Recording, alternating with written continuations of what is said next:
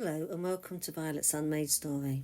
I thought I'd show you how I do the technique of negative painting, or the posh word is Sgraffito, and now I do it my way. I first put gesso on the paper, and this prevents all the colours from bleeding.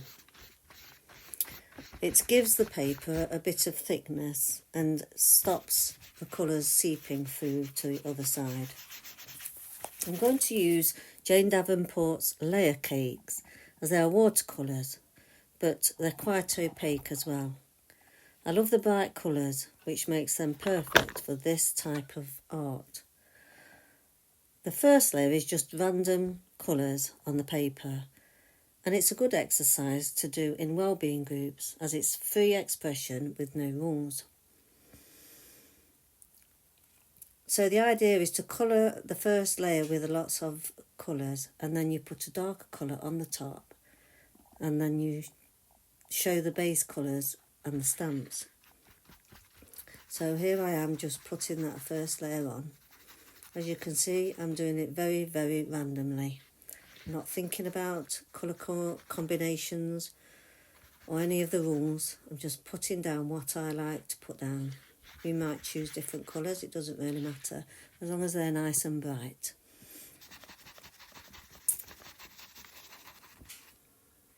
So then I'm using the layer cake again and choosing different colours. Jane Davenport has these type of paints where she puts 3 different shades of colours together. And so I'm just going to put a bit of green in, because I liked green, so that's what I did. And this is the end result with all my colours together. Then I decided to put some stamping on. So I've chosen some stamps. This is a script stamp, floral stamps, and I'm using VersaFine Clear, which is permanent ink, to put my stamps on, because when you then add the watercolour on the top, it doesn't smudge. It's permanent. So as you can see, I've put them on a block and I'm putting them onto the paper in random order again. No rules, no thoughts, no artistic ability needed. So it's a great one to start with. Even with children could do this. Anyone can have a go at this technique. And now I'm going to do the script one. So I'm putting that on the paper randomly. It doesn't matter if it's upside down, sideways on. And so I'm filling the paper with stamps. So as you can see, this is what it looks like when all the stamps are on.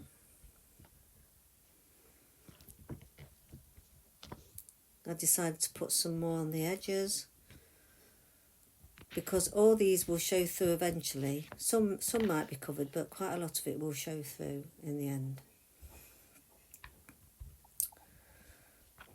I'm putting some at the top and the gaps.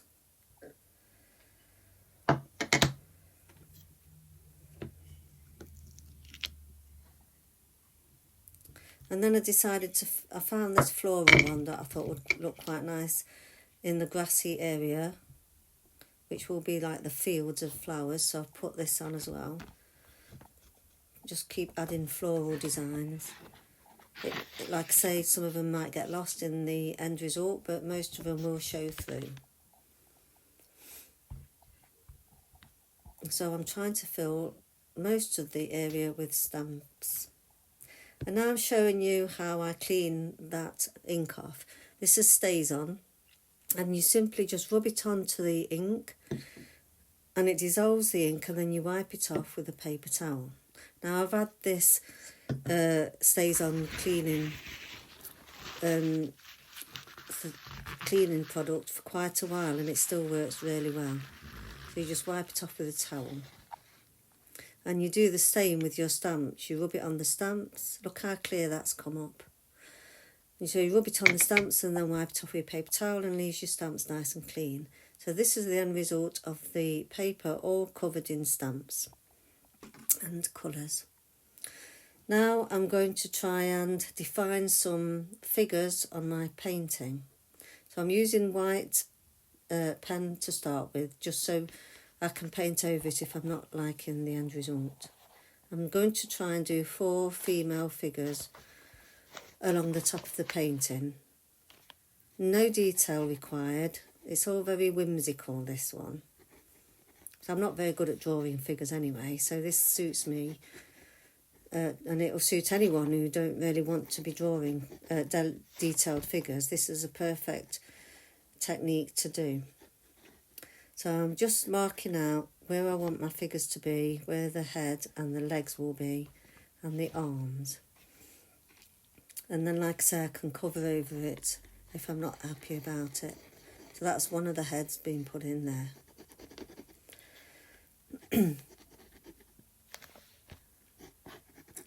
So I'll work away, try and get the figures on this paper. And later on you'll see that I do go over them with a darker colour. But for now, this will just give me some idea where I want to place my figures. And when I've got them in place, I go over the area with a dark blue. And also I use a Stabilo awl to just mark out my figures. Some of this I've done off camera, as you can see, but you get the idea that I've gone around the figures with the dark blue, and now I'm going over it with a Stabilo awl just so that I can see where I'm going with it. And you can see the dark blue paint on the stamps as well, and you can see how they're still showing through. So that's what that is. I've got my figures down and I'm going over with the dark blue paint around the figures, allowing the colours to shine through still.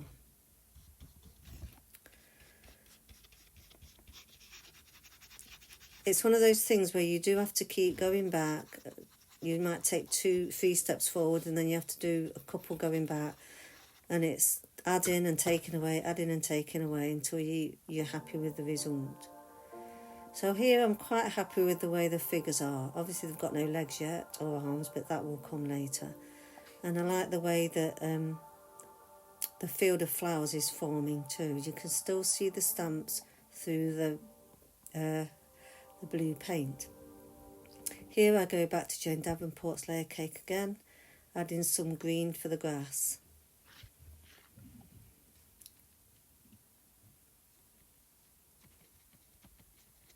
I'm putting some grass in between the flower heads,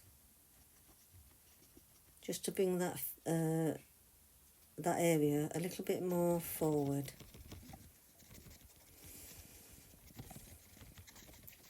And really it's just random where I decide I need the grass. There's no thought in it, I just put it randomly. So I decided to add a bit more grass, so that's what I'm doing here.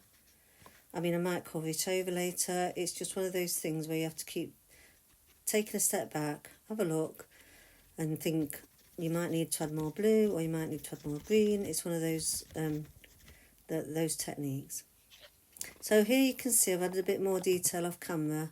I've added some yellow flowers in the field. I've added a few more, and I've added a sun in the sky. I just thought it might need a little bit more of a lift with the yellow flowers.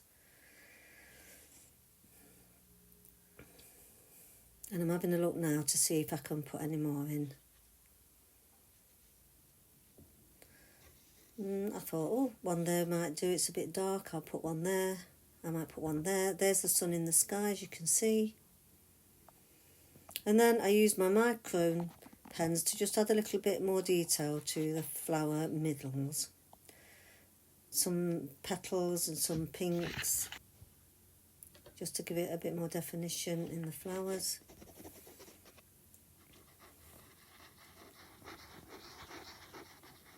It's a little bit of trial and error because I didn't like the effect of that in the end, so I changed it.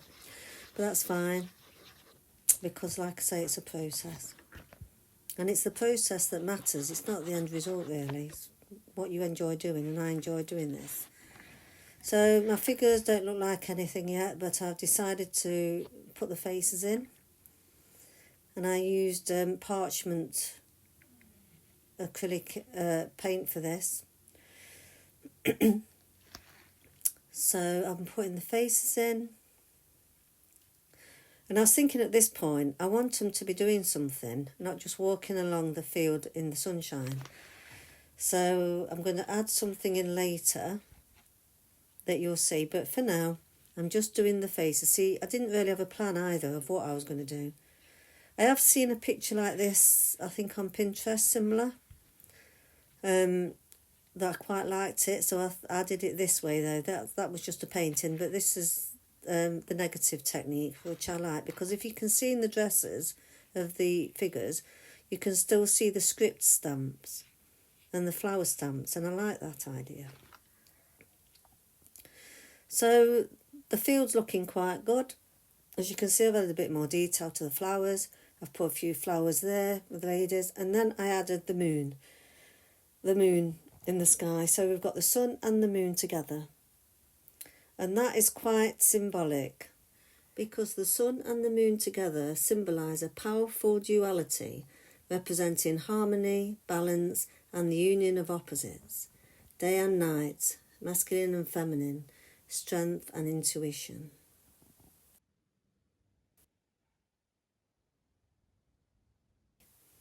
And they're giving their thankfulness to the sun and the moon together. So I've put the arms in, as you can see, and I've put some detail in the hair, and I've put their legs on too. So it's took shape there. I've added a bit more detail in the grass, as you can see. So I'm just showing you the details of, I've used black pen to make stems. And I've added some little flowers near the lady's legs. And so there, that is the end result. I'm not going to add any more to this. I quite like the way it looks now.